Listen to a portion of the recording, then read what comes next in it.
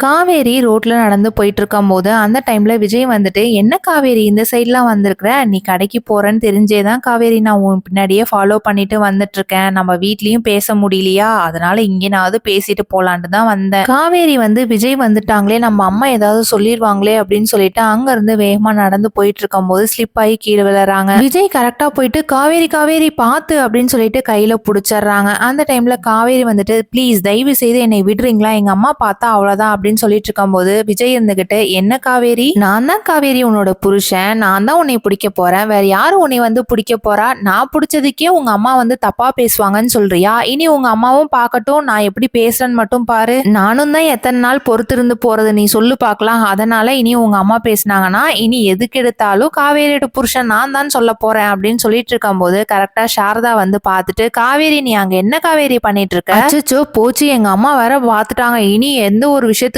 என்னை வந்து விடவே மாட்டாங்க. நான் நல்லா மாட்ட தான் போறேன்" அப்படின்னு சொல்லிட்டு காவேரி அங்க வேக வேகமா வீட்டுக்கு போறாங்க. பாட்டி வந்து சாரதா கிட்ட, "என்ன சாரதா உன்கிட்ட நான் எத்தனை தடவை சொன்னாலும் உனக்கு வந்து புரியவே புரியாது. காவேரியை விஜயோடைய அனுப்பி வச்சிரு. அதுதான் எல்லாத்துக்குமே நல்லது. அது சொன்னாலும் உனக்கு ஏன் சாரதா நீ இப்படி பிடிவாதமா இருக்கிற? அவங்க 2 பேரும் கான்ட்ராக்ட்ல கல்யாணம் பண்ணியிருந்தாலும் இப்போ ஒருத்தவங்க லவ் பண்ணிட்டு புரிஞ்சுக்கிட்டு நடந்துக்கிறாங்க. நீ அதனால அவங்க 2 பேத்தையும் சேர்த்து வச்சிரு" அப்படின்றாங்க. சாரதா என்ன முடிவு பண்ண போறாங்கங்கிறத வெயிட் பண்ணி பார்க்கலாம். தேங்க்யூ.